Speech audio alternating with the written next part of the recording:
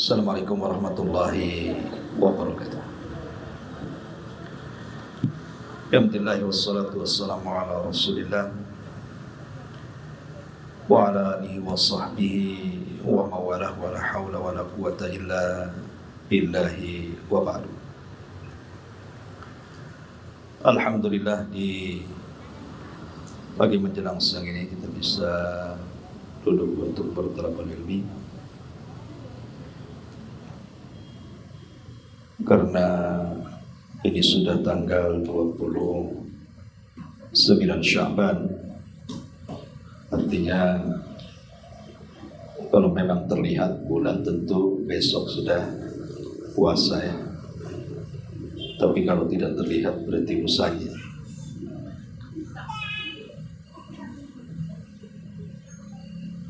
Sehingga pembahasan di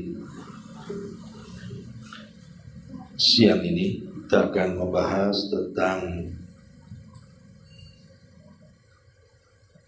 ayat-ayat atau bekal-bekal di bulan Ramadan, dan kita beri tema wa tazawwadu fa inna khaira zadi taqwa. Banyak-banyaklah berbekal di bulan Ramadan, dan sebaik-baik bekal adalah takwa kepada Allah Subhanahu wa ta'ala, karena ini juga tujuan daripada ibadah puasa. Allah Subhanahu wa ta'ala berfirman, A'udzubillahi minasyaitonir rajim, bismillahirrahmanirrahim. Ya ayyuhalladzina amanu taqullaha Ya ayyuhalladzina amanu kutiba alaikumus siyam kama kutiba alal ladzina min qablikum la'allakum tattaqun. Wahai orang-orang yang beriman, diwajibkan kepada kalian berpuasa sebagaimana juga diwajibkan kepada umat sebelum kalian. Tujuannya agar kalian bertakwa. Ayat ini selalu berseliweran apabila menjelang Ramadan, karena banyak disampaikan oleh para dai, para duat. Tentu sudah banyak pengetahuan ibu-ibu tentang ayat ini, tetapi tidak mengapa kita mengulang-ulang, karena pada pengulangan peringatan itu pasti ada manfaatnya. Fadzakir inna fa'ati dzikra. Allah Subhanahu wa ta'ala mengatakan di sini, ya ayyuhalladzina amanu, wahai orang-orang yang beriman. Allah Subhanahu wa ta'ala tidak katakan ya ayyuhan nas, wahai manusia, karena khitab ayat ini hanya untuk orang yang beriman saja. Orang-orang kafir tidak terkhitab ayat ini. Apa khitabnya? Kutiba alaikumus siyam, diwajibkan kepada kalian berpuasa. Jadi kalau ada orang kafir, ibu jangan suruh puasa dia, tetapi suruh masuk Islam. Jangan disuruh zakat, tapi suruh masuk Islam. Jangan disuruh haji, tetapi suruh masuk Islam. Karena belum ada kewajiban puasa, kewajiban sholat, kewajiban zakat atau haji. Kewajiban orang kafir itu masuk Islam. Baru setelah Islam berlakulah kewajiban-kewajiban itu. Makanya di sini khitabnya kepada orang-orang yang beriman. Dan Abdullah bin Mas'ud radhiyallahu anhu mengatakan, apabila seorang mukmin mendengar kalimat ya ayyuhalladzina amanu, wahai orang-orang yang beriman, haruslah seorang mukmin itu intibah. Intibah itu memfokuskan perhatian, apa kira-kira yang akan difirmankan Allah setelahnya. Karena ada dua hal, kalimat yang jatuh setelah ya ayyuhalladzina amanu boleh jadi itu sebuah perintah yang Allah perintahkan dengan kita, atau sebuah larangan yang Allah larang kepada kita. Makanya kalau ada panggilan ya ayyuhalladzina amanu, harus fokus pikiran kita ini. Kira-kira Allah mau apa ini? Mau ngomong apa bahasa kita ini? Nah, dalam ayat ini ada perintah. Kutiba alaikumus siyam kama kutiba alal ladzina min qablikum. Diwajibkan kepada kalian berpuasa. Kalimat kutiba biasanya digunakan di dalam Al-Quran untuk perkara-perkara berat. Sekali lagi, kalimat kutiba digunakan dalam bahasa Quran biasanya untuk perintah yang berat-berat. Beda dengan kalimat faradha, furidha atau wujiba. Sama-sama artinya, wujiba diwajibkan, furidha juga diwajibkan, tapi kutiba juga diwajibkan. Tapi bahasa kutiba di dalam Al-Quran itu biasanya tidak digunakan oleh Allah kecuali kepada ibadah yang berat-berat. Contoh umpamanya Allah mengatakan kutiba alaikumul kitab, diwajibkan kepada kalian perang. Perang itu berat. Tidak semua orang berani perang, kecuali para pemberani saja. Kalau penakut tidak mungkin perang, lari dia dari peperangan malah. Atau contoh Allah mengatakan kutiba alaikumul qisas, diwajibkan kepada kalian qisas. Qisas yang bunuh dibunuh. Ya. Qisas ini berat. Karena untuk menegakkan hukum had atau hudud ini bukan sebuah hal yang ringan. Di zaman Nabi saja ada seorang wanita dari Bani Mahzum mencuri. Kemudian sampai perkaranya kepada Nabi SAW. Pencuri dalam Islam potong tangan. Tapi karena wanita ini anak pejabat, anak pimpinan Bani Mahzum, maka kabilahnya datang kepada Zaid ibn Haritha atau Usamah ibn Zaid putranya, agar Usamah ini ngomong sama Nabi, kalau bisa jangan dipotong tangannya, karena wanita itu adalah anak pejabat, anak pimpinan kabilah. Tapi Rasul murka dan mengatakan lau anna Fatimata binta Muhammadin saraqat laqata'tu yadaha. Kalau seandainya anakku si Fatimah mencuri, aku yang akan potong tangan. Jadi memang berat gitu ya, menegakkan hukum hudud itu berat. Ya, seperti qisas dan yang lainnya. Makanya bahasa Quran menggunakan kalimat kutiba. Kutiba alaikum al-qisas. Termasuk puasa di sini. Allah mengatakan kutiba alaikum as-siyam, karena puasa itu berat. Siapa bilang puasa ringan? Puasa itu berat. Karena ibu-ibu harus menahan lapar dari terbit fajar shadiq sampai tenggelam matahari. Bukan hanya lapar saja, menahan haus. Bukan hanya menahan haus saja, menahan syahwat lagi.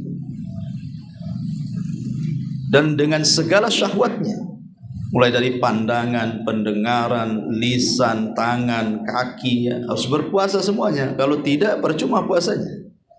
Kata Nabi SAW, rubba sa'imin laisa lahul jaza illal ju' wal ats. Berapa banyak orang-orang yang berpuasa itu tidak dapat pahala, hanya menahan lapar dan dahaga saja. Karena dia tidak berpuasa sesungguhnya, hanya puasa fisiknya saja. Makanya berat gitu ya, untuk meraih pahala puasa itu berat sekali. Makanya Al-Quran membahasakan kutiba, diwajibkan. Tetapi mesti berat, karena puasa ini banyak hikmah di dalamnya. Makanya puasa ini tidak hanya disyariatkan kepada umat Islam saja, kepada umat dulu juga sudah disyariatkan puasa ini. Dan ini sebagai peringan bagi kita, seolah-olah Allah ingin katakan kepada kita umat Islam, bukan kalian saja disuruh puasa. Sejak zaman Nuh sudah diperintahkan berpuasa. Nuh mengatakan kepada umatnya, wahai kaumku berpuasa. Syuaib mengatakan kepada umatnya, hei kaumku berpuasa. Nabi Saleh, Nabi Hud, Nabi Musa, Nabi Isa, semua para nabi memerintahkan umatnya untuk berpuasa dan mewajibkan puasa. Walaupun tentu beda cara, tetapi kan intinya berpuasa. Bahkan puasanya orang dulu itu lebih berat dibandingkan puasa kita, karena umat dulu tidak ada sahur. Jadi umat dulu itu buka ke buka puasanya. Jadi kalau mau buka itu nunggu gelap, kemudian bintang tampak, baru boleh makan. Dan kalau sampai tertidur, berarti sudah tidak boleh makan dan minum. Bangun saja sudah harus puasa. Karena ini pernah terjadi di permulaan puasa. Di permulaan puasa dalam Islam, itu seperti itu. Masih meniru gaya-gayanya orang Yahudi.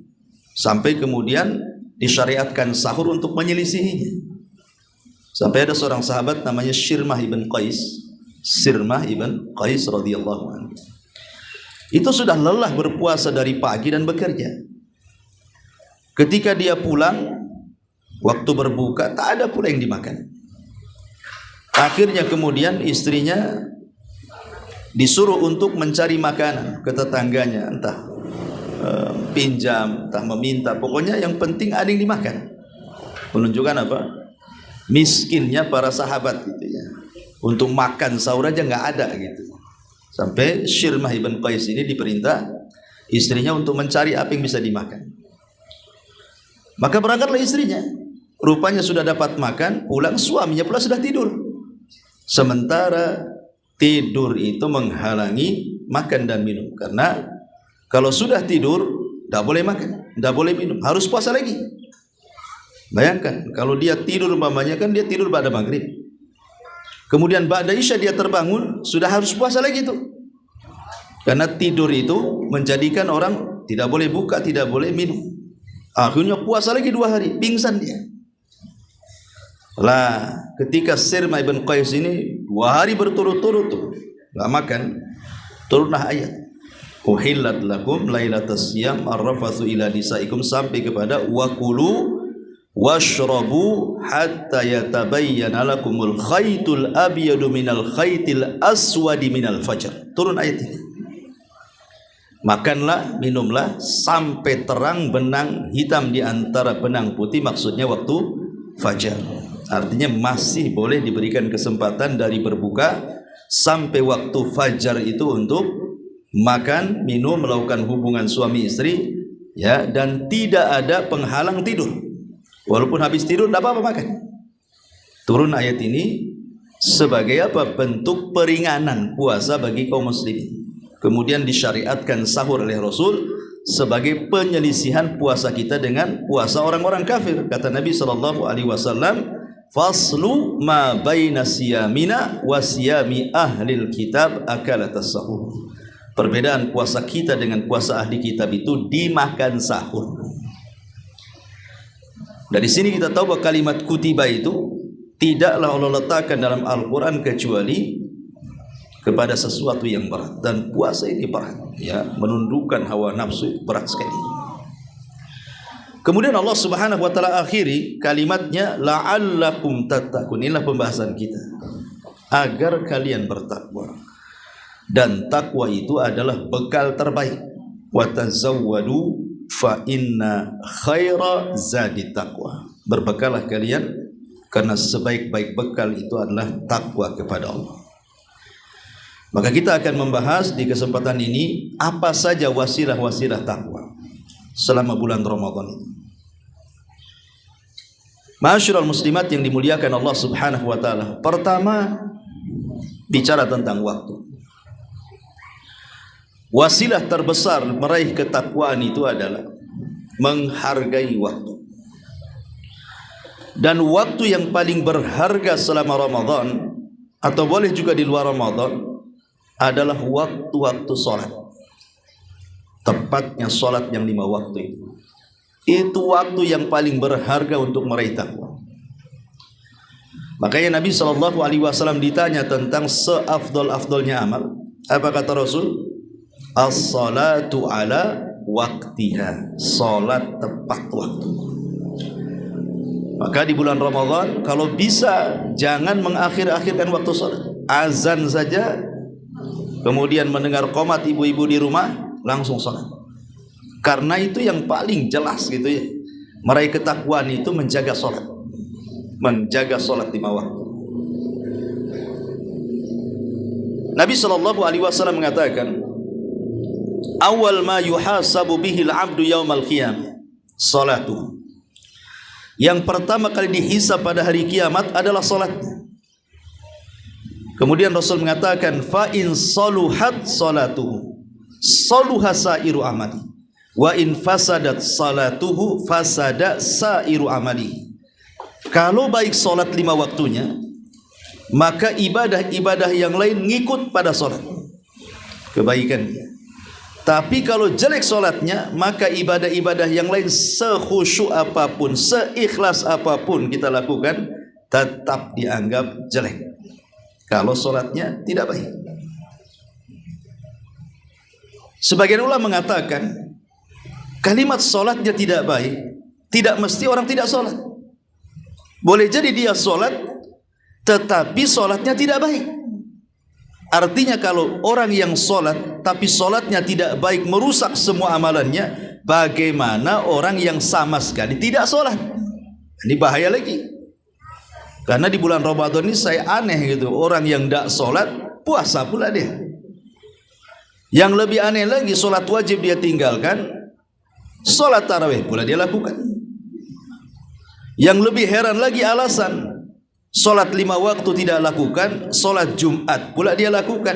Kalau ditanya, kok kamu Jumat saja? Ya, karena Ustaz ngomong kalau Jumat 3 kali berturut-turut tidak dilakukan bisa kafir katanya. Lah kan aneh gitu ya. Dia takut sama Jumat berturut-turut 3 kali, takut kafir. Yang 5 waktu pula ditinggalkan dia. Lah yang 5 waktu apa enggak kafir tuh ditinggalkan? Kan aneh alasan seperti ini ya. Jadi solat itu kenapa wasilah takwa yang paling besar di bulan Ramadan? Karena solat sendiri sesuai dengan namanya, as-salatu itu diambil dari as-silah. Silah itu artinya hubung kait kita dengan Allah. Bahasa saya, tali yang menghubungkan kita dengan Allah itu solat. Makanya disebut solat karena solat itu diambil dari silatun bainal abdi wa rabbi, tali penghubung antara hamba dengan Allah. Itulah solat ya. Dan itu sebesar-besarnya wasilah takwa. Kalau kita sudah berhubungan dengan Allah Subhanahu wa taala, itulah bentuk takwa. Karena solat itu berhubungan dengan Allah dari 3 arah. Dari hati, dari lisan, dan dari anggota badan. 3-tiganya ada di solat. Dengan hati khusyuk dan tumanina. Dengan lisan bacaan-bacaan solat, zikir-zikir solat. Dan dengan anggota badan ya gerakan-gerakannya, mulai dari berdirinya, rukuknya, sujudnya, tasyahudnya, salamnya. Dan ini adalah aplikasi daripada kalimat iman. Iman itu apa? Pembenaran dalam hati, diucapkan dengan lisan, ada bentuk dalam perbuatan. Solat ini masuk semuanya, itu definisi iman. Hati, amalan hati, khusyuk, itu amalan hati, tumakninah. Kemudian amalan lisan ya bacaan-bacaan dalam solat tuh, Al-Fatihah, baca surat, baca zikir gitu. Kemudian perbuatannya ya gerakan-gerakannya itu. Makanya paling sempurna iman seseorang itu pada solat, karena 3-tiganya ada. Lah solat ini menjadi wasilah takwa. Takwa karena dari awal dia solat sampai akhir solat semua jadi zikir. Hati dia berzikir dengan khusyuk, gerakan dia berzikir dengan berdiri, ruku dan sujud, lisan pula jelas-jelas berzikir dengan membaca Al-Quran dan doa-doa yang dianjurkan. Dan zikir itu artinya mengingat Allah. Dan Allah mengatakan, innas salata li dzikri, sesungguhnya solat itu untuk mengingat aku ya, karena solat itu semuanya zikir. Dan solat itu untuk mengingat Allah Subhanahu wa taala paling cepat. Apalagi dalam solat itu ada sujud yang merupakan tanda kelemahan seorang hamba kepada Allah. Maka yang saya katakan, Sujud itu ibadah yang paling mulia. Kenapa? Karena meletakkan sesuatu yang mulia kepada sesuatu yang hina. Wajah itu sesuatu yang mulia. Dari anggota badan kita, dari atas kepala sampai kaki, itu yang paling mulia wajah. Makanya ibu lebih banyak menghias wajah atau menghias tangan. Wajah lah. Wajah itu macam-macam itu ininya. Mulai dari bedaknya, lipstiknya, alisnya, semua ada. Nggak mungkin ibu meletakkan lipstik di tangan gitu ya, ngapain pula ya. Kenapa? Karena wajah itu tempat yang paling mulia, semua diletakkan di situ. Orang ngaca ya wajah kan itu. Orang pamer ya wajah dulu, semua karena wajah itu bagian paling mulia. Makanya dilarang, tidak boleh mencaci maki wajah, tidak boleh menampar wajah, tidak boleh meludahi wajah, dan begitu seterusnya dalam Islam. Tidak boleh. Karena itu tempat yang paling mulia. Sementara tanah ini tempat yang paling hina karena diinjak manusia. Bayangkan sesuatu yang mulia diletakkan di sesuatu yang hina. Untuk apa coba? Kalau bukan dalam rangka penghambaan seorang hamba kepada Allah, meletakkan yang mulia di tempat hina itu hanya untuk semata-mata merendahkan diri kepada Allah. Dan sujud itu paling banyak di sholat. Makanya sholat itu wasilah takwa. Ini waktu yang pertama, jaga sholat 5 waktu. Karena ini azminah, waktu-waktu wasilah yang paling berat mendapatkan takwa. Kemudian waktu-waktu selama Ramadan ada yang disebut dengan awqat istijabati doa. Dan ini juga wasilah takwa. Jangan tinggalkan waktu-waktu mustajab doa selama di bulan Ramadan. Dan itu banyak. Salah satunya adalah inda fitri, saat menjelang berbuka.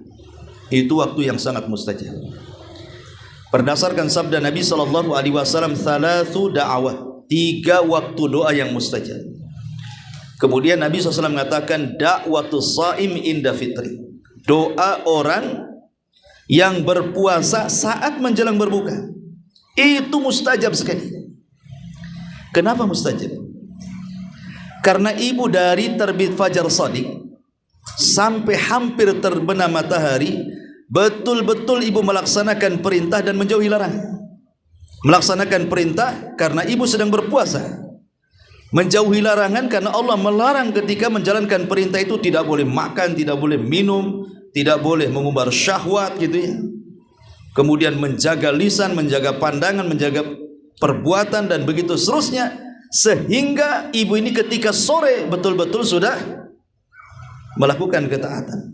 Makanya sebagai balasannya, karena ibu sudah puasa dengan berbagai macam rintangan sampai sore, Allah berikan di situ 2 kebahagiaan. 2 kebahagiaan. Apa kebahagiaannya? Kata Nabi SAW, farhatun inda fitri wa farhatun inda liqa'i rabbi. Bahagia ketika berbuka karena di situ ada doa yang mustajab, selain daripada kita makan, minum dan lain sebagainya karena kita sudah lapar dan haus. Tapi lebih daripada itu, Allah berikan itu waktu yang mustajab berdoa. Dan tentu kebahagiaan yang lain kala ketika berjumpa dengan Allah saat kita memandang wajah Allah Subhanahu wa ta'ala. Maka jangan tinggalkan doa menjelang berbuka. Kemudian yang kedua, sepertiga malam akhir. Itu waktu yang sangat mustajab karena malaikat turun menyaksikan bacaan Quran gitu ya. Kemudian Allah juga turun ke langit dunia sampai Allah Subhanahu wa taala berfirman, Nabi SAW bersabda tentang bagaimana turunnya Allah ke langit dunia. Pada sepertiga akhir malam, kata Nabi SAW, yanzilu rabbuna ila sama'id dunya fi kulli thuluthil lailil akhir wa dhalika kulla lailatin. Allah Subhanahu wa ta'ala turun sepertiga malam akhir, dan itu setiap malam ya, bukan hanya di bulan Ramadan saja, tetapi tentu bulan Ramadan lebih spesial lagi karena kedekatan Allah dengan hamba lebih dekat. Berdasarkan ayat, kedekatan Allah terletak di antara ayat-ayat tentang puasa. Maka sepertiga malam bangun, dan memungkinkan bangun. Kalau di luar Ramadan jarang orang yang bangun sepertiga malam itu, kecuali memang betul-betul ibu-ibu yang ahli tahajud. Kalau ibu-ibu yang malas tahajud, saya nggak yakin ibu bangun sepertiga malam, kecuali dingin banget. Bangun ya kencing, orang dingin biasa kencing kan gitu, tapi tidur lagi. Jadi di bulan Ramadan itu mau dingin mau panas pasti bangun. Kenapa? Karena itu waktu sahur masalahnya. Semua orang Islam itu yang berpuasa dipastikan bangun di waktu sahur. Dipastikan bangun di waktu, dan itu sepertiga malam akhir. Artinya memungkinkan untuk berdoa. Berdoa kan tidak harus lama, 5 menit pun jadi berdoa itu. Kemudian juga di pagi hari setelah waktu subuh sebelum menjelang matahari, karena itu waktu berkah. Berdasarkan sabda Rasul, Allahumma barik li ummati fi bukuriha. Ya Allah, berkahi umatku di waktu paginya. Ya, artinya mulai dari awal malam sampai akhir malam itu waktu mustajab. Kemudian di siang hari juga sama, ada waktu-waktu yang mustajab kan? Kapan? Ketika antara azan dan qomat. Atau ketika hujan siang-siang, itu saya bisa berdoa juga. Itu waktu hujan, itu waktu turun rahmat. Atau di waktu sore, ya, ketika salat asar, itu kan waktu yang mustajab karena amalan kita diangkat. Ya. Tetapi kenapa saya khususkan waktu-waktu mustajab itu di malam hari? Karena disitulah Allah Subhanahu wa ta'ala akan memerdekakan hamba-hambanya dari api neraka. Berdasarkan sabda Rasul, lillahi utaqa'u minan nar, lillahi utaqa'u minan nar min kulli lailatin min Ramadan. Kulla lailatin min Ramadan. Jadi Allah itu setiap malam itu, mulai dari malam pertama, kedua sampai malam ke-29 atau 30 hari, memerdekakan hamba-hambanya dari api neraka. Sehingga kata para ulama mengatakan, kalaulah seandainya ada satu malam selama 30 hari atau 29 itu, satu malam saja, Allah takdirkanlah di antara saya, ibu gitu ya, ada yang Allah catat, ibu tidak akan masuk neraka, maka selamanya tidak akan masuk neraka. Luar biasa. Kalau seandainya di malam, satu malam saja, dari usia ibu yang sekarang ada yang 40, 50, 60 tahun, artinya Ramadan itu sudah berkali-kali datang ke ibu. Kalau dalam usia sekarang entah Ramadan keberapa, atau Ramadan yang akan datang tahun ini, Allah catat di antara hamba-hambanya atau di antara ibu, satu malam itu ibu dibebaskan dari api neraka, selamanya sampai kiamat ibu tidak akan masuk neraka. Makanya doa yang paling penting menjelang berbuka, sepertiga malam, kemudian di akhir pagi gitu ya. Apa doanya? Allahumma a'tiq riqabana minan nar. Itu doa yang dianjurkan ulama. Allahumma a'tiq riqabana minan nar. Ya Allah, bebaskan kami dari api neraka. Itu yang pertama diucapkan sebelum minta yang lain. Ya Allah, bebaskan kami dari api neraka. Ya Allah, bebaskan saya, suami saya, istri saya, anak saya, orang tua saya, orang-orang yang saya cintai dari api neraka. Itu saja. Itulah, apalagi si tujuan hidup manusia itu, kesuksesan yang sesungguhnya itu yang Allah firmankan, faman zuhziha 'anil nar wa udkhilal jannah faqad faz. Kesuksesan yang sesungguhnya itu adalah apabila ibu diselamatkan dari api neraka, dimasukkan ke dalam surga. Itulah kesuksesan yang sebenarnya. Faqad faz, kata Allah. Maka di malam hari ini saja yang minta kepada Allah agar dibebaskan dari api neraka. Karena ini adalah wasilah takwa. Ini waktu-waktu mustajab doa adalah wasilah-wasilah ketakwaan. Ya.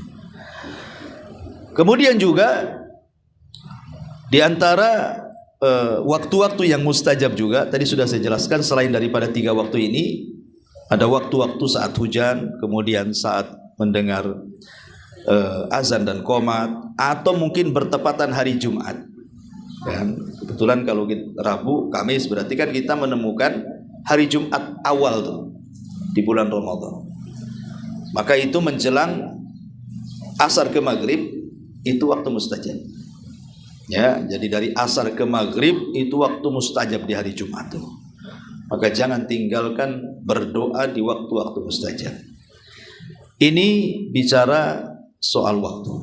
Wa tazawwadu fa inna khaira zadit taqwa. Berbekalah kalian dengan waktu, karena sebaik-baik bekal adalah takwa. Ini yang pertama. Yang kedua, berbekalah takwa dengan tempat. bil amkina, dengan tempat. Tidak ada tempat terbaik di dunia ini melebihi masjid-masjid Allah Subhanahu wa taala. Dan itu berdasarkan sabda Nabi sallallahu alaihi wasallam, khairul makan masajiduha wa khairul makan aswaquha. Sebaik-baik tempat adalah masjid-masjidnya, dan seburuk-buruk tempat adalah pasar-pasarnya. Dari sini kita sudah membedakan mana tempat yang baik, mana tempat yang buruk. Kalau bisa di bulan Ramadan jangan dibiasakan seperti kebiasaan di luar Ramadan. Sibuk pula di pasar, ya.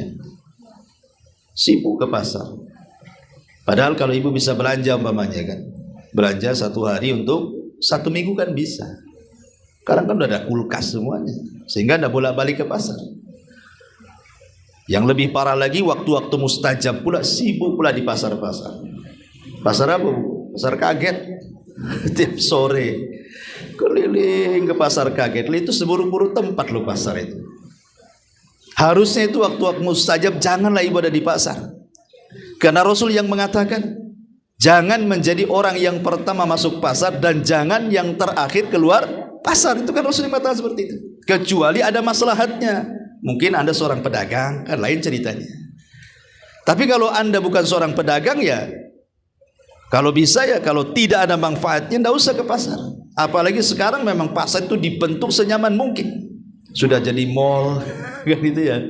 Sudah enak, lebih indah daripada rumah, lebih indah daripada tempat ibadah gitu ya. Kadang ke mall itu bukan belanja, hanya ngadem saja. Masuk jalan-jalan, cuci mata katanya kan, padahal cuci mata pakai air, cuci mata nengok macam-macam di pasar itu.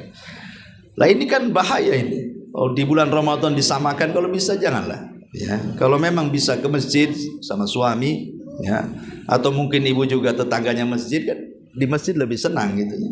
Kalau ingin betul-betul mendekatkan diri kepada Allah, atau tinggal di rumah, karena asal wanita ini waqarna fi buyutikunna wala tabarrujna tabarrujal jahiliyatil ula. Lebih baik tinggal di rumah banyak-banyak. Di rumah kan ada musola.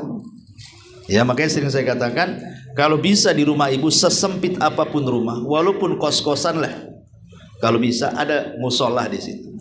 Ustaz, ruangan tak cukup. Kalau disekat-sekat, saya mau tidur di mana nih katanya? Tidur di musola katanya. Bukan begitu maksudnya. Letakkan satu sajadah, tapi jangan dipindah-pindah. Ini kalau saya sholat sebelah sini, jangan dipindah-pindah sajadah itu. Jadikan di situ tempat musolahnya. Kenapa susahnya? Kalau habis sholat kan bisa digulung sajadahnya. Nanti kalau mau sholat dibentang lagi, tapi jangan dipindah-pindah dari situ. Nah, kemudian kalau bisa sekitar situ bersihkan. Pamannya ngekos 1 kamar gitu kan. Ini di pojok ini tempat saya ibadah nih. Jangan diletakkan kompor pula di samping sajadah. Kompor di situ. Ya, macam-macam. Disisakan agak bersih sedikit. Kan tidak sulit membuat musola itu, supaya ada tempat khusus beribadah kepada Allah, seperti Maryam punya mihrab, punya tempat khusus. Karena di bulan Ramadan itu ibu bisa di situ, duduk di situ. Syukur-syukur kalau rumahnya besar ada musola khusus kan enak itu. Itu sebaik-baik tempat di rumahnya, di musolanya itu. Di bulan Ramadan itu. Ya, bagi laki-laki ya tentu di masjid, karena bagaimanapun masjid itu kenapa disebut tempat yang baik terutama di bulan Ramadan, dan itu bagian daripada zadut taqwa, berbekal dengan ketakwaan. Karena masjid ini hakikatnya orang yang datang ke masjid ini dia sedang mentalak dunia dan rujuk dengan Allah. Kemudian yang kedua, orang-orang yang masuk masjid ini minimalnya tidak menyibukkan dengan hal-hal yang mubah dan masuk kepada hal-hal yang manfaat. Kalau di luar masjid kan perkara mubah banyak.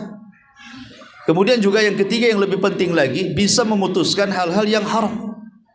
Hal-hal yang bersifat syubhat dan syahwat di luar masjid itu bisa diputus dengan masjid. Karena di masjid ini mau nengok apa? Kalau di luar itu kan syahwat macam-macam tuh. Nengok aurat wanita yang tabarruj, atau ibu sebagai wanita juga melihat aurat yang sama wanitanya, kan tak boleh juga sama-sama dengan aurat walaupun sama jenis. Ya, apalagi melihat laki-laki yang bukan mahram, buka aurat pakai kolor saja ke sana sini, kan banyak sekarang ini kan. Jadi intinya bahwa kalau udah masjid kan apa yang mau ditengok? Yang ditengok ya tiang masjid, tembok masjid, jendela, apalagi kipas kan itu ya. Kan nggak ada yang merangsang syahwat dalam masjid ini.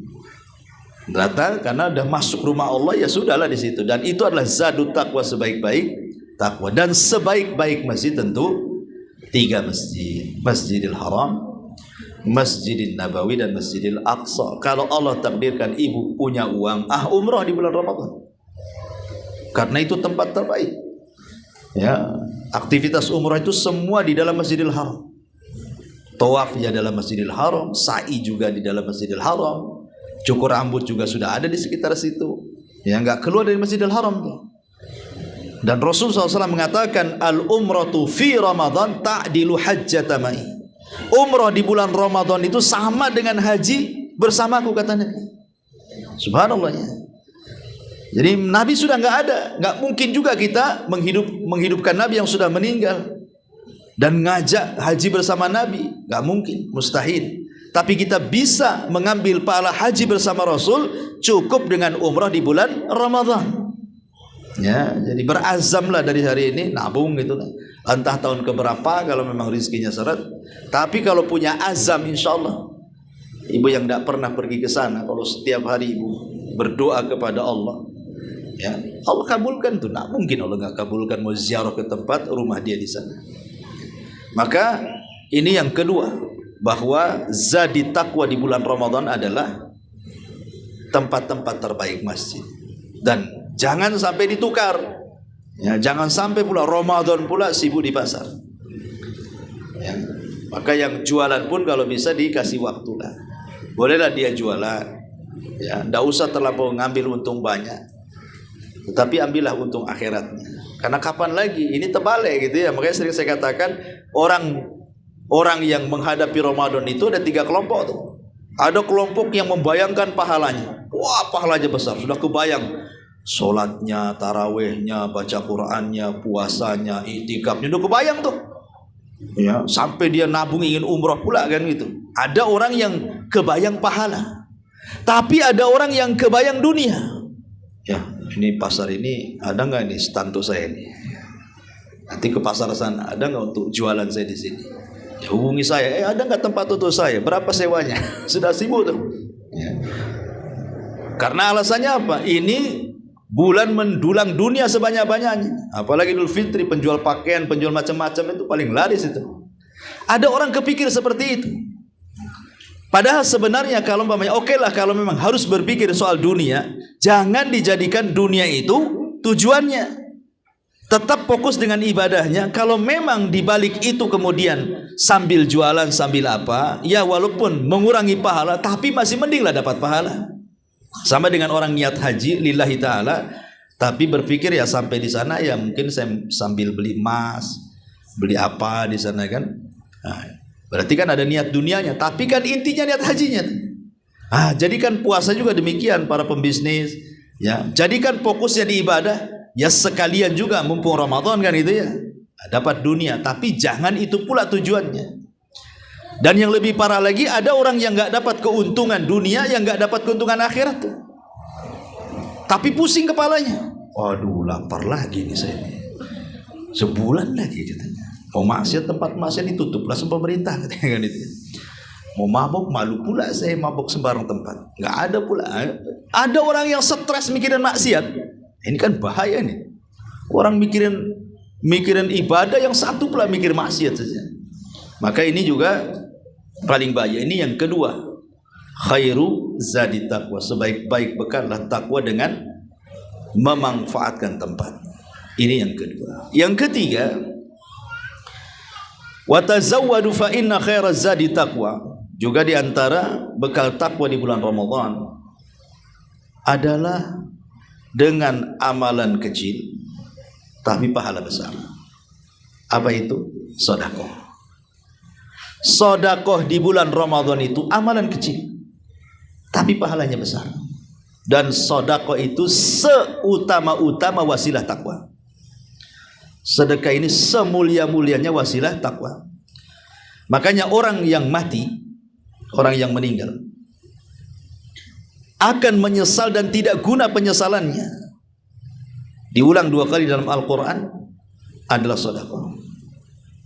Allah mengatakan, laula akhartani ila ajalin qarib la asaddaqa wa aku minas shalihin. Ya Allah, kalau kau hidupkan sesaat saja, daripada hartaku jadi rebutan ahli waris, ku sedekahkan semuanya. Ya. Jadi sedekah itu cita-cita orang mati sebenarnya. Cita-cita orang mati itu sedekah. Dan cita-cita orang-orang yang kelak dibangkitkan pada hari kiamat juga sedekah. Jadi sedekah itu semulia-mulianya amal dan sebesar-besar wasilah takwa. Wabil khusus sedekah di bulan Ramadan. Sedekah itu tidak harus pakai uang banyak. Akhirnya kebayang, wah ini sumbangan masjid berapa ratus juta. Enggak harus terpikir sekian ratus jutanya gitu ya. Bahkan Nabi SAW mengatakan, man fattara sa'iman kana lahu ajru sa'im la ghaira an yanqusa min ajri sa'imi syai'un. Siapa yang memberi bukaan bagi orang yang berpuasa, maka dia mendapatkan pahala orang yang berpuasa tersebut tanpa mengurangi pahala dia sedikit pun. Luar biasa. Ngasih bukaan itu tidak harus kenyang. Yang penting dia buka dengan makanan dan minuman kita. Nggak harus kenyang. Ya kalau sampai kenyang lebih baik lagi. Kayak pengalaman saya waktu di Yaman itu. Kalau kita Ramadan itu biasanya kita ke Son'a. Anak-anak itu ke Son'a memperbaiki gizi lah. Ya. Jadi selama sebulan di Son'a sewa hotel rame-rame gitu ya. Nanti kalau habis sholat maghrib itu, muhsinin itu pada narik-narik tangan kita, tarik kanan, tarik kiri, dorong kanan, dorong kiri, pada ngajak makan, bahkan ngancam, awas kau tak datang ya, kamu harus datang, kamu harus datang. Setiap hari di pintu masjid orang-orang kaya ini, betul-betul kita dipaksa ditarik ke rumahnya. Nanti ada berapa kawan katanya? 10, bawa semua katanya. Subhanallah. Dan ngasih iftar nggak main-main. Ngasih iftar di sana bukan pakai goreng bakwan, ya, bukan pakai enggak, betul-betul ngasih iftar itu sampai kita kelabakan makan. Dikiranya makanan dulu entah kadang sampai 8 sampai 10 macam makanan itu. Satu keluar, kita disangkanya itu udah paling enak tuh.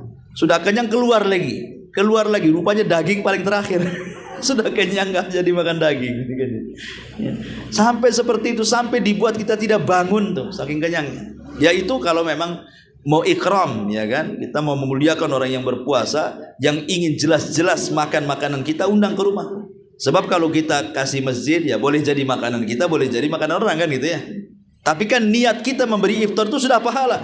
Apalagi sampai dimakan dia, maka kita dapat pahalanya. Karena makanan kita yang pertama dimakan dia, sebab itulah dia berbuka dengan makanan kita. Makanya saya anjurkan jangan yang biasa-biasa saja. Kalau bisa yang luar biasa. Yang kalau orang puasa nengok minuman ibu itu udah ngelak duluan. Kalau bisa minumannya yang bukan yang mendekat, ibu yang mendekat di situ. Jangan sampai duduk di situ. Jangan saya saja. Gitu maksudnya. Ya. Buat makanan yang enak, yang lain-lain lah yang nggak ada di situ. Pamannya minuman jangan minuman mineral yang berwarna lah, yang berwarna pelangi kan, yang aneh-aneh aja kan. Jadi orang mau nyicipi dia. Tapi yang jangan menang di warna, yang menang di rasa. Nanti besok tak mau, itu sudah tahu rasanya saya. Ya artinya kan kalau bisa itu makanan-makanan yang bergizi, yang orang yang berpuasa itu kepengen. Karena sekarang kan memang orang Ramadan itu orang bakhil aja jadi dermawan. Orang bakhil jadi dermawan karena tahu fadilah Ramadan. Yang lebih heran itu orang dermawan jadi bakhil lah. Ini heran nih saya.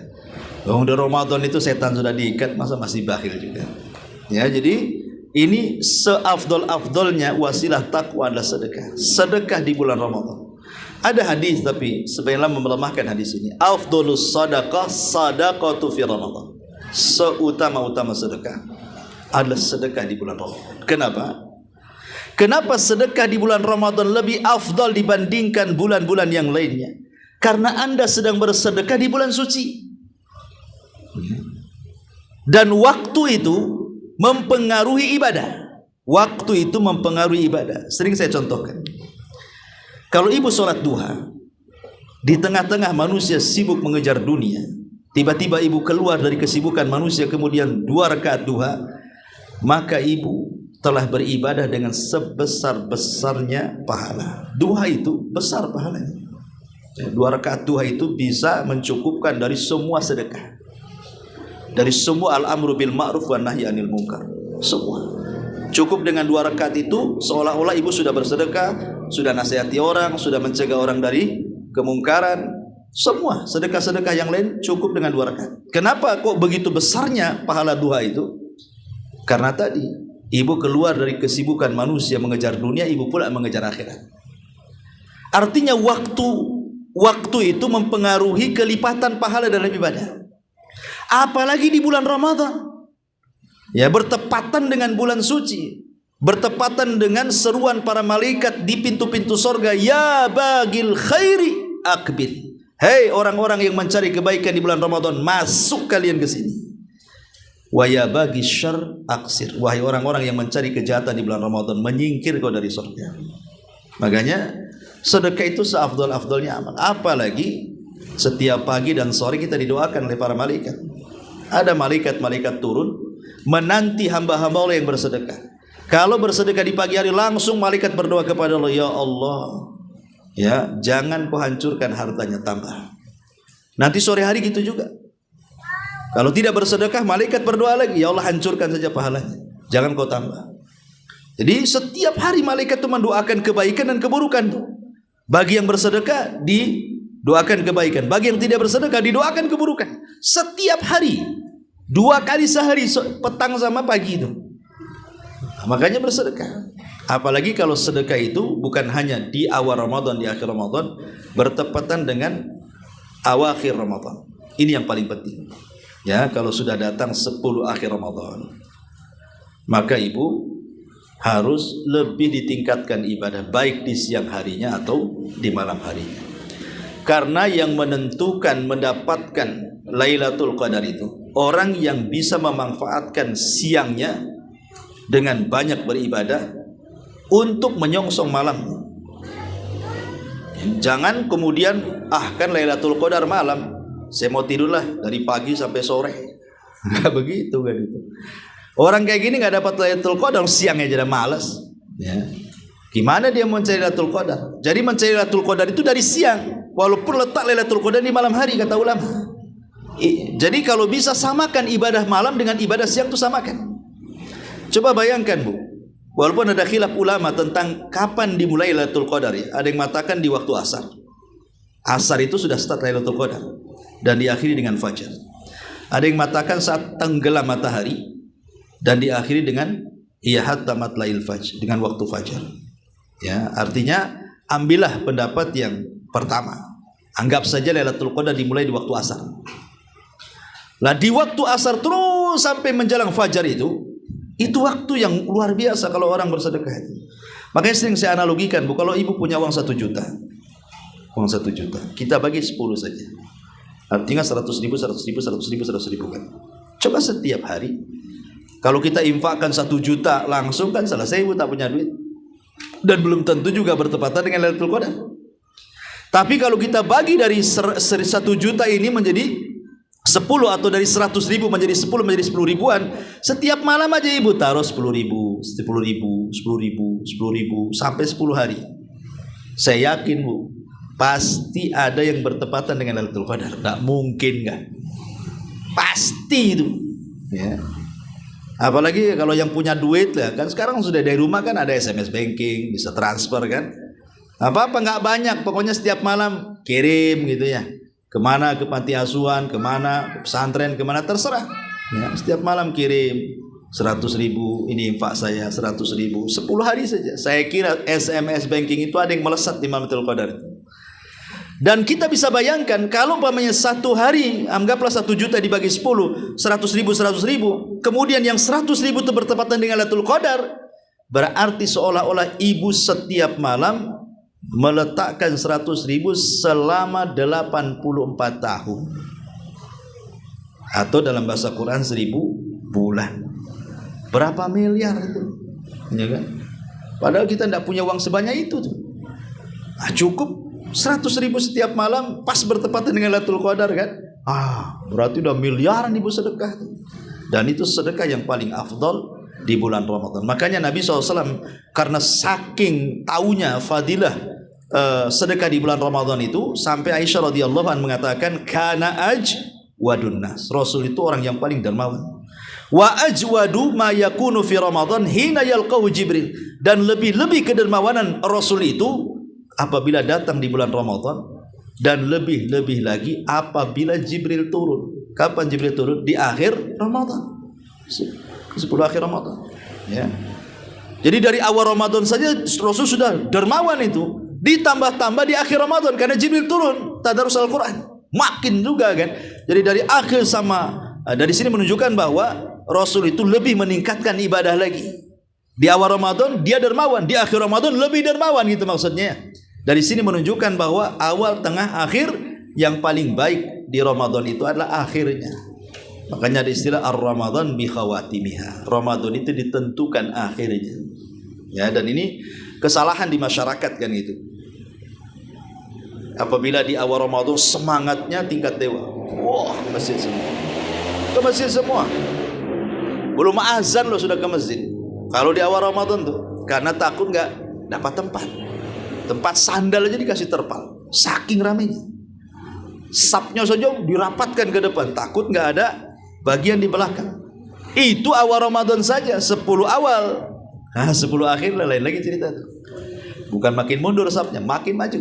Makin maju, hilang 1 saf, 3 saf. Yang lebih parah lagi yaitulah kadang-kadang di akhir Ramadan itu. Lebih parah. Karena apa? Mungkin apa sudah lelah atau gimana, atau turun imannya atau gimana. Kadang-kadang sudah tidak semeriah di awal Ramadan tuh. Kalau 10 akhir Ramadan itu. Padahal justru disitulah letak penentuannya. Sibuklah sudah ibu nih renovasi rumah. Gorden harus diganti, cat rumah diganti, posisi lemari diganti, kursi, toples yang sudah hitam-hitam diganti semua. Apalagi lebih parah lagi sibuk di dapur pula dengan tepung dia. Nah, ini kan masalah ini kan. Orang ini gak dapat Lailatul Qadar itu pasti. Kan rugi itu. Ya, harusnya kan kerjasama lah dengan suami yang punya suami kan gitu ya. Kalau di akhir Ramadan tuh ya saling meringankan, minta aja sama suami, Pak, sewa dia aja lah makan tuh gitu ya. Atau laundrykan saja kan enak. Atau nggak usah nyuci dulu lah, biarin lah nanti habis Ramadan aja biasa tumpuk kayak kapal pecah dulu. Yang penting fokus ibadah dulu, kan nggak ada apa-apa, nggak ada masalah ya. Jadi kalau bisa itu satu keluarga diajak, karena Rasul itu mengajak satu keluarganya. Apa kata Aisyah radhiyallahu anha? Kana Nabi sallallahu alaihi wasallam shadda idza dakhala al-ashra shadda mizarahu wa aiqadha ahlahu. Ya. Rasul itu mengencangkan sarungnya, artinya tidak berhubungan dengan istrinya. Bukan hanya itu saja, dia bangunkan istri-istrinya untuk sama-sama ibadah. Ya. Jadi itu juga harus dipahami. Jadi kerjasama lah di situ ya, sama orang rumah, sama anak-anak. Biasakan anak-anak juga kalau bisa, ya dibiasakan bangun. Gak apa-apa, khusus 10 akhir Ramadan itu dibangunkan seperti ini, ya, nemani ibunya untuk ibadah. Jadi ini juga sedekah adalah wasilah takwa. Sedekah wasilah takwa yang luar biasa di bulan Ramadan. Kemudian juga wasilah-wasilah takwa di bulan Ramadan adalah tarku al-ma'asi, tinggalkan kemaksiatan. Karena yang menjadikan orang itu tidak bertakwa di bulan Ramadan itu karena belum bisa meninggalkan kebiasaan maksiat. Ini yang paling berat ya. Maka di bulan Ramadan itu yang biasa gibah, yang sudahlah berhenti dulu. Gibahnya sudah berhenti dulu. Yang biasa namimah ya sudah berhenti dulu. Yang biasa mengucap kalimat-kalimat kotor ya berhenti dulu. Ya, bukan berarti nanti diteruskan habis Ramadan. Maksudnya ini kalau ingin berubah, Bu, ini kesempatan emas nih Ramadan itu. Karena Ramadan itu orang berubah itu lebih mudah dibandingkan di luar Ramadan. Tapi kalau ibu tidak bisa berubah di bulan Ramadan, saya nggak yakin di luar Ramadan bisa berubah.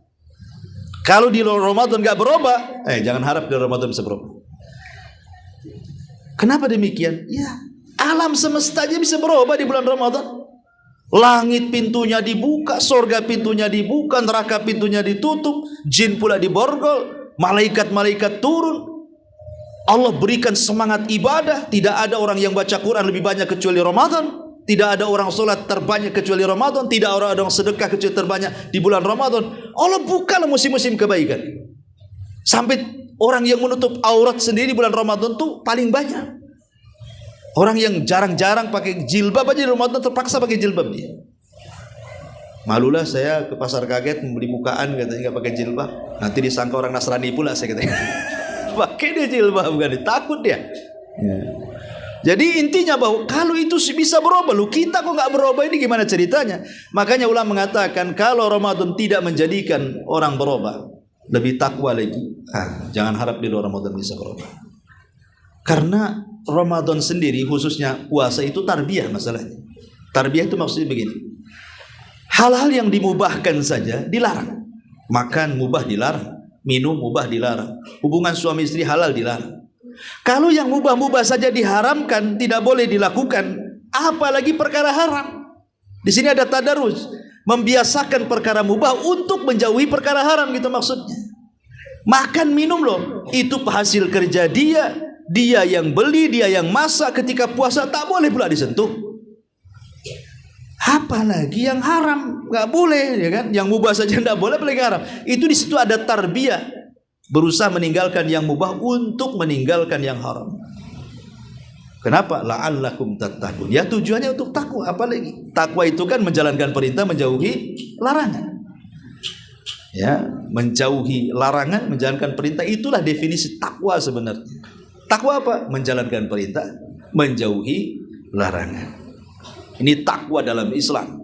Lain kalau takwa dalam politik. Ada lagi definisi takwa dalam politik. Dulu zaman Orde Baru kan ada istilah takwa itu. Presiden itu kalau ndak Batak Jawa katanya. Itu takwa juga.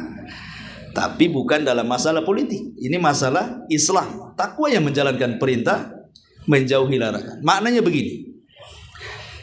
Orang yang tidak puasa, dia tidak bisa menguasai syahwatnya. Orang kalau tidak puasa, Bu, tidak akan bisa mengerem syahwatnya.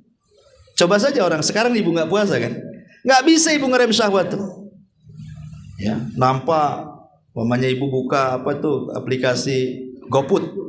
Ya, niatnya itu beli rujak, Bu. Sekali ada gambar rawon, nggak jadi. Rawon pula yang diklik gitu. Sebaiknya. Kok nampak pula ada sop tulang, tambah lagi sop tulang. Padahal niatnya satu menu saja. Karena kita tidak bisa menguasai syahwat. Niatnya satu. Ibu ini ingin belanja ke pasar nih, sudah jelas ditulisnya bumbu dapur. Pulang itu bukan bumbu. Pakaian yang dibeli itu, mumpung ada katanya. Ya, atau mungkin dapat bumbu, dapat pakaian. Karena syahwat kalau orang puasa itu tidak bisa direm. Syahwat minum nggak bisa direm, syahwat makan, syahwat tidur juga nggak bisa direm. Tidur aja bisa, terserah saya mau tidur mau apa. Syahwat bergaul ke sana kemari, ketemu kawan mau di warung ini, di warung mana, di rumah si anu masak-masak, nggak peduli. Artinya orang yang nggak berpuasa itu nggak bisa ngerem syahwatnya. Tapi kalau orang puasa, saya yakin Bu, ibu bisa ngerem syahwat. Dalam arti kata puasa itu menguasai syahwat. Tetapi kalau orang tidak puasa, syahwat yang menguasai dirinya. Orang yang puasa, syahwat makan direm. Walaupun itu di GoFood itu macam-macam gambar menu, ratusan menu, nggak akan diklik pesan Bu. COD itu siang-siang. Ibu lagi nggak puasa lah, ibu ngapain pula COD siang-siang? Ataupun minuman apa saja, selezat apapun, sengelak apapun nggak akan diminum. Jangankan cerita itu, ibu wudu berkumur-kumur nggak akan ditegak, nggak mungkin, nggak mungkin. Karena apa? Tahu lagi puasa kan? Jelas-jelas air keran saja yang kalau berkumur-kumur orang nggak tahu kan? Atau ibu mandi di kamar mandi sendirian sambil ngucur-ngucur diminum sedikit, nggak akan berani. Ya. Daripada air keran baguslah COD itulah jus. Apain pula diminum air keran kan? Artinya kita bisa itu dikurangi itu syahwat makan direm, syahwat minum direm. Karena orang puasa harus menahan syahwat ini, nggak boleh makan, nggak boleh minum. Kemudian syahwat juga mukhalatutun nas, bergaul dengan manusia. Ibu kalau nggak puasa bisalah diajak kawannya, datanglah ke rumah masak-masak kan itu. Atau kita ketemu di warung mana, atau ketemu di mana. Itu di luar Ramadan bisa saja, tapi kalau sudah masuk Ramadan saya nggak yakin ibu mau tuh. Ketemu di warung, lagi puasa masa ketemu di warung kan itu. Paling tinggi ya di rumah. Ya, cari tempat-tempat yang adem. Tidak mungkin juga keluyuran naik motor ke sana kemari, takut batal puasanya. Artinya syahwat suhbah namanya ya, perkawanan itu ditekan. Ya, tidak sembarang keluar rumah ngobrol dengan orang, nggak sembarang. Termasuk juga syahwat bicara. Kalau Ramadan kan lebih banyak tidak bicara. Kalau ibu banyak bicara, jangan-jangan ibu minum. Ya, karena orang bicara itu haus. Ya. Kemudian juga syahwat tidur. Ya, kalau orang lapar pasti susah tidur. Kecuali ibu nggak tidur malamnya. Ada niat memang ingin tidur siang ya, supaya mempersingkat puasa. Nah, itu ada niatnya. Sengaja nggak tidur malam, biar kalau siangnya ngantuk gitu ya, dari pagi sampai asar dia tidur. Bangun asar langsung ke pasar kaget, kan singkat tuh puasanya. Nah, ini kan masalah juga. Intinya di sini bahwa wasilah takwa yang berikutnya adalah termasuk juga wasilah takwa ad-doa. Ya, wasilah takwa adalah doa. Di dalam Al-Qur'anul Karim, setelah Allah Subhanahu wa taala menyebutnya ya ayyuhalladzina amanu kutiba alaikumusiyam, kemudian ayat setelahnya ayyaman ma'dudat, kemudian setelahnya ayyaman ma'dudat, terus syahrul ramadan alladzi unzila fihil Qur'an, kemudian setelahnya, nah di situ Allah mengatakan apa? Wa idza sa'alaka ibadi anni fa inni qarib. Ya, ayat ketiga setelah ya ayyuhalladzina amanu kutiba alaikumusiyam. Ya. Ayat 186. Ya, 186. Kalau ya ayyuhalladzina kutiba alaikum 184. 185. Berarti 185, 186, 187, 188. Itu wa idza sa'alaka ibadi anni fa inni qarib. Ujibu da'watad da'i idza da'ani falyastajibu li wal yu'minu bila allahum yarshudun. Apabila hamba-hambaku bertanya soal aku, katakan aku dekat. Aku yang mengabulkan setiap doa yang berdoa kepadaku. Oleh karena itulah maka penuhilah seruanku dan berimanlah kepadaku agar kalian dapat petunjuk. Kemudian ayat 189-nya uhillat lakum lailatas siyam. Dihalalkan bagi kalian untuk mencampuri istri kalian. Artinya ayat tentang kedekatan Allah dan bersegeranya Allah mengabulkan doa setiap orang yang berdoa itu terletak di tengah-tengah ayat-ayat yang bicara soal Ramadan. Kan awalnya syahrul Ramadan alladzi unzila fil Qur'an. Kemudian akhirnya uhillat lakum lailatas siyam, tengah-tengahnya wa idza sa'alaka ibadi anni fa inni qarib. Artinya ayat tentang kedekatan Allah dan kecepatan Allah mengabulkan doa orang yang berdoa itu terletak di tengah-tengah ayat-ayat yang bicara soal puasa. Dia tidak diletakkan di ayat-ayat bicara soal perang, soal zakat, soal qasasul anbiya atau apa, enggak, tapi diletakkan di ayat-ayat puasa. Apa hikmahnya? Ulama tafsir mengatakan, ketika Allah meletakkan ayat kedekatan hamba dengan Allah dan bersegeranya Allah mengabulkan setiap doa orang yang berdoa di tengah-tengah ayat-ayat yang bicara Ramadan, maknanya kedekatan Allah di bulan Ramadan dan memungkinkan kita dekat dengan Allah di bulan Ramadan, atau mendengarnya doa kita di bulan Ramadan dan mudahnya Allah mengabulkan doa kita di bulan Ramadan itu lebih cepat dibandingkan di luar Ramadan. Jadi kalau kita berdoa di bulan Ramadan itu lebih cepat dikabulkannya. Kalau kita ingin mendekatkan kepada Allah lebih cepat lagi di bulan Ramadan. Makanya saya katakan kalau ingin berubah di bulan Ramadan lebih cepat. Kalau ingin berubah di Ramadan ya lebih cepat. Laki-laki yang suka ngerokok saja nggak ngerokok. Ya, maaf orang-orang yang suka kebiasaan onani dan yang semacamnya dari amal-amal rahasia, anak-anak muda di bulan Ramadan takut mereka. Jadi amalan-amalan maksiat sembunyi-sembunyi saja tidak mau dilakukan tuh di bulan Ramadan. Artinya kan bisa direm tuh. Perkara-perkara yang fahisha, yang buruk aja bisa direm di bulan Ramadan tuh. Lah sebab itulah kalau kedekatan Allah di bulan Ramadan itu lebih dekat dan orang yang ingin mendekatkan diri kepada Allah sangat mudah, begitu juga doa orang yang berdoa di bulan Ramadan itu lebih mustajab lagi. Makanya jangan pernah tinggalkan doa di bulan Ramadan. Nanti malam kalau pemerintah mengumumkan bahwa hilal terlihat, maka ibu berdoa, Allahumma ahillahu alaina bil amni wal iman wassalamati wal islam wat taufiq lima tuhibbu wa tarda. Itu doanya. Kalau melihat hilal, nanti kan biasanya maghrib pemerintah mengumumkan tuh bahwa terlihat besok puasa. Kalau tidak terlihat kan berarti tidak jadi puasa. Ya berarti baca doanya nanti di hari berikutnya gitu ya. Tapi kalau pemerintah mengumumkan hilal terlihat, langsung ibu berdoa, Allahumma ahillahu alaina bil amni wal iman wassalamati wal islam wat taufiqi lima tuhibbu wa tarda. Ya Allah, Engkau telah perlihatkan hilal kepada kami, maka mudah-mudahan hilal itu membawa satu keamanan. Karena orang yang tidak aman itu tidak bisa puasa.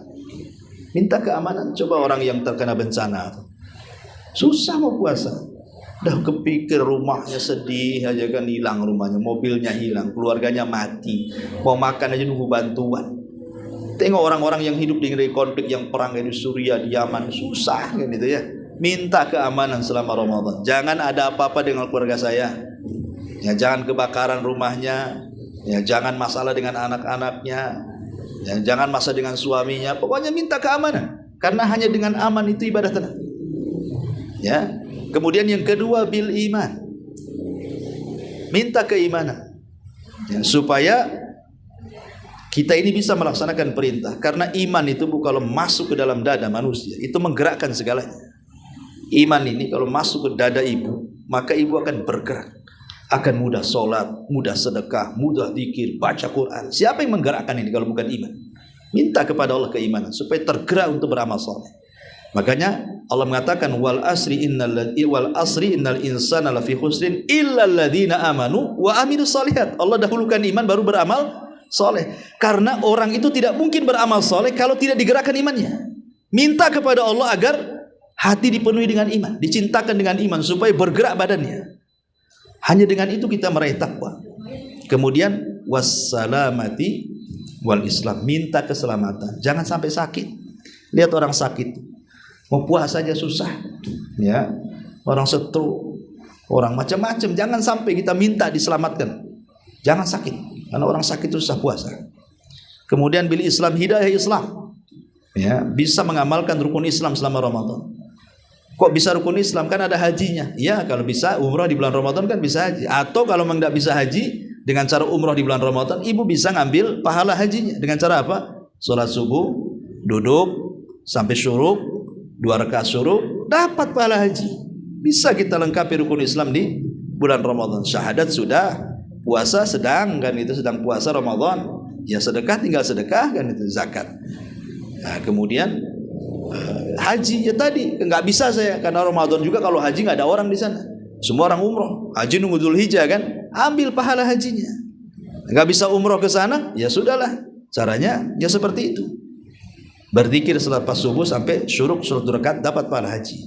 Ya, minta keislaman, hidayah Islam. Dan yang terakhir kata Nabi, wat taufiq lima tuhibbu wa tarda. Dan minta kepada Allah taufik. Jangan sampai futur di bulan Ramadan.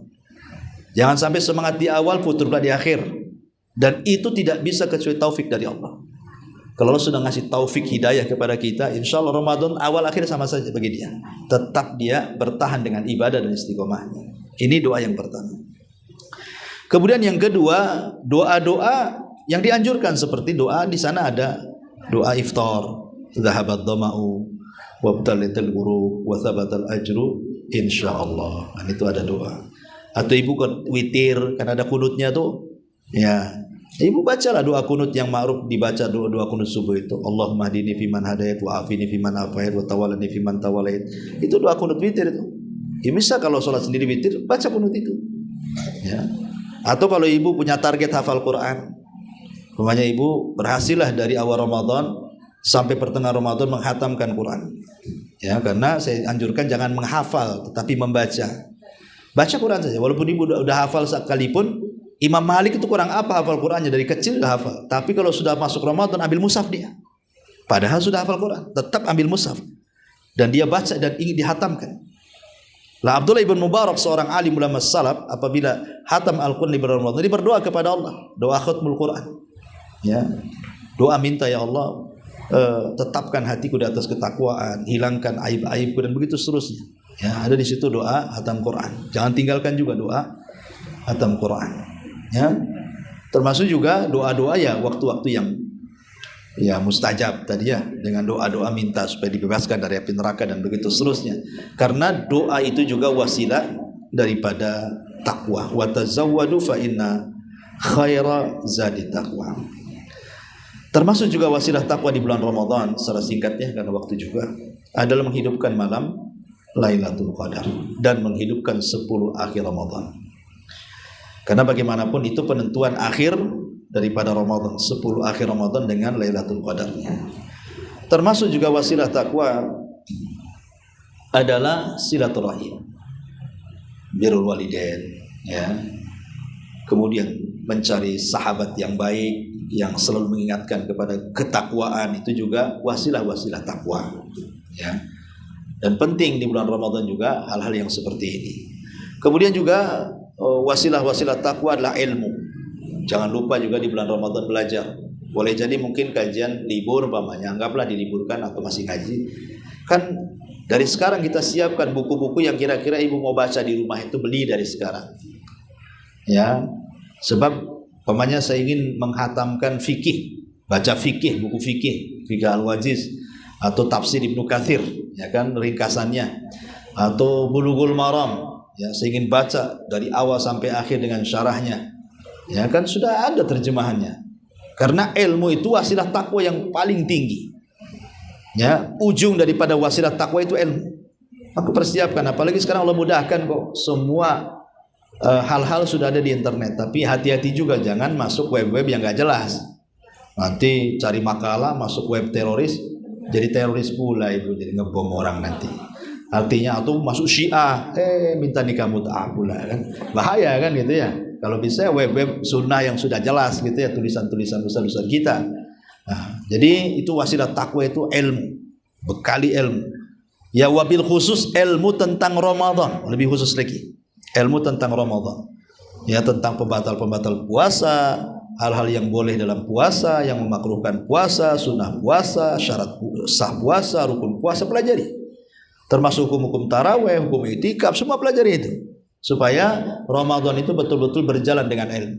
Ya, dan Imam Bukhari sampai membuat bab-bab al-ilmu qabla al-qauli wal amal. Wallahu alam, saya kira cukup, sudah 11:30. Taib, sampai di sini kita buka tanya jawab saja sebentar.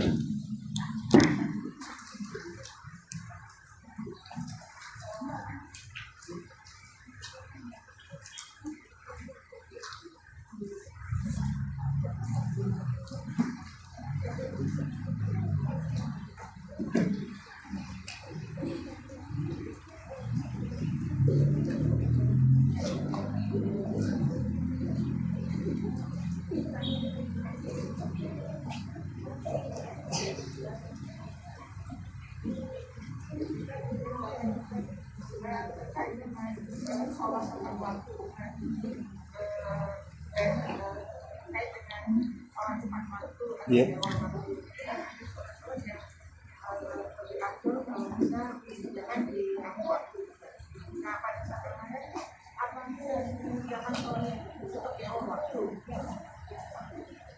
Sholat wajib maksudnya. Ya tetap harus di awal waktu, di luar Ramadan, di dalam Ramadan sama saja. Ya, sholat itu harus tepat waktu, maksudnya sholat-sholat wajib. Ya, lain kalau sholat-sholat sunnah. Ya, kalau sholat sunnah itu ditentukan waktunya seperti rawatib, kan jelas tuh ya kan. Itu membarengkan antara sunnah dengan wajib. Kalau rawatib itu kan setelah atau sesudahnya, maka ada istilah ba'diyah qabliyah. Tapi kadang-kadang Nabi SAW selepas pernah suatu ketika dia lupa tidak ba'diyah zuhur. Jadi karena ngobrol, lupa dia sampai asar. Sama Rasul diqodok setelah asar. Ini bagi yang tidak pernah meninggalkan rawatib. Nah, boleh diqodok. Kalau umpamanya pas habis zuhur kok ada tamu atau apa sehingga dilupakan ba'diyah zuhur, sampai waktu asar tamu tak berhenti-berhenti. Nah, nanti bisa diqodok setelah asar. Ya, mengqodok ba'diyah zuhur namanya ya. Enggak apa-apa bagi yang tidak pernah meninggalkan rawatib. Kalau nggak pernah melaksanakan rawatib ngapain dikodok-kodok? Dia aja nggak pernah rawatib kan itu ya. Maksudnya bagi yang suka melaksanakan, ya karena itu dia kepikiran, aduh tadi belum rawatib sayangnya. Ya makanya Rasul pernah melakukan mengqadha rawatib ba'da zuhur di selepas asar karena disibukkan. Wallahu a'lam.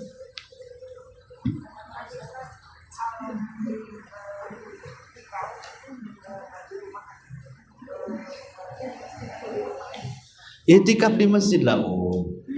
Di rumah itu kelonan. Itikaf itu di masjid. Wa antum akifuna fil masajid. Dan kalian beritikaf di masjid. Ya, artinya itikaf itu di masjid dan masjidnya itu harus masjid jami', masjid yang ditegakkan Jumat. Nah, ini kan bukan di sini ada Jumat di sini. Enggak ada. Musola berarti ya di masjid jami' lah, masjid yang ada Jumatnya di situ.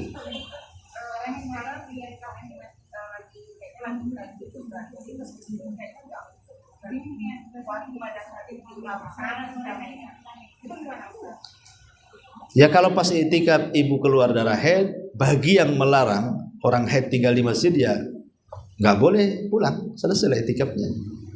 Tapi bagi sebagian ulama yang membolehkan wanita haid tinggal di masjid ya tidak apa-apa, tapi nggak boleh sholat, zikir yang lainnya saja kan itu. Ya ini kan masalah khilaf. Di sini bukan itikafnya yang khilaf, tetapi tentang wanita haid boleh nggak tinggal di masjid, itu maksudnya.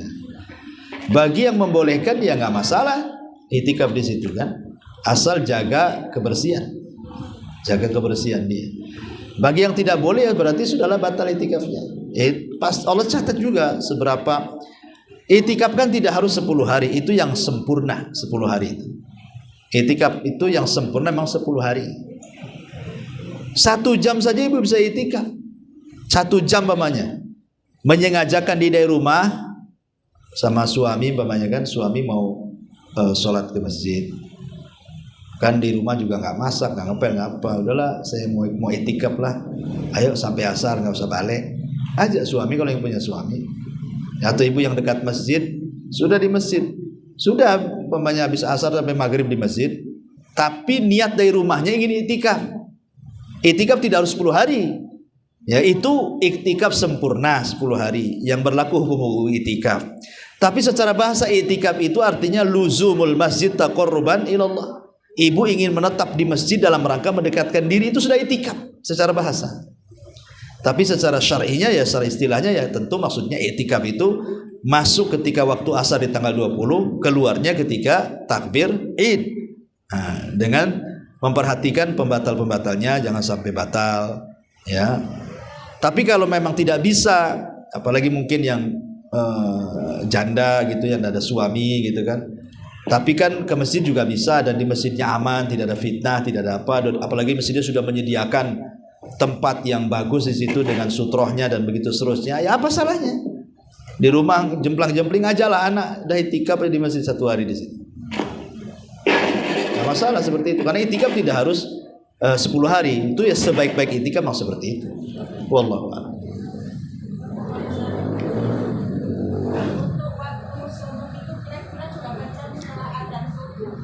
Waktu suruh kayaknya di jadwal pemerintah ada deh, ditulis tuh di jadwal pemerintah kan ada kayak Batam. Ibu kalau punya handphone kan tinggal klik saja itu waktu sholat Batam. Nah biasanya ada itu waktu suruh kan, ditulis di situ waktu suruh, waktu subuh. Nah, ngikuti pemerintah aja lah. Nah, senang kan? Saat kita melakukan sholat suruh, gimana? Saat kita melakukan sholat suruh.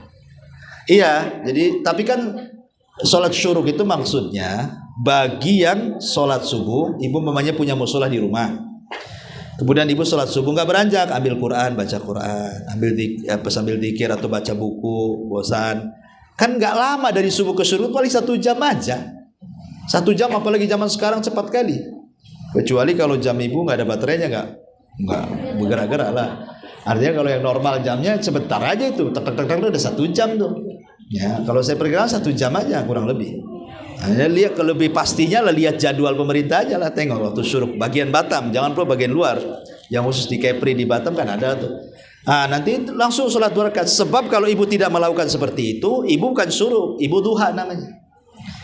Kalau ibu umpamanya sholat subuh, kemudian nyapu-nyapu apa semuanya, kemudian datang syuruk ibu 2 rakaat, itu ibu bukan sedang syuruk, ibu sedang duha. Karena syuruk itu dikaitkan dengan sholat subuh. Siapa sholat subuh, ibu duduk sampai syuruk. Itulah yang dimaksud pahalanya sama dengan haji dan umroh. Tapi kalau habis sholat subuh ibu sibuk ngepel, sibuk masak, sibuk pas waktu syuruk, ini waktu syuruk nih 2 rakaat, itu namanya duha yang diawalkan. Ibu nggak dapat pahala haji, ya dapat pahala duha yang diawalkan. Itu pun sebenarnya tidak afdol, karena duha itu waktu ketika anak unta berlarian, yang paling afdol waktunya. Kapan ya? Jam 10, jam 11, waktu panas-panasnya. Itulah afdolnya waktu duha. Wallahu a'lam.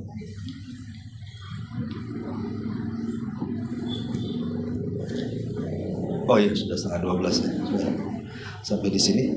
Mudah-mudahan ada manfaatnya. Subhanallah bihamdika, asyhadu an la ilaha illa anta, astaghfiruka wa atubu ilaik. Allahu ta'ala. Assalamualaikum warahmatullahi wabarakatuh.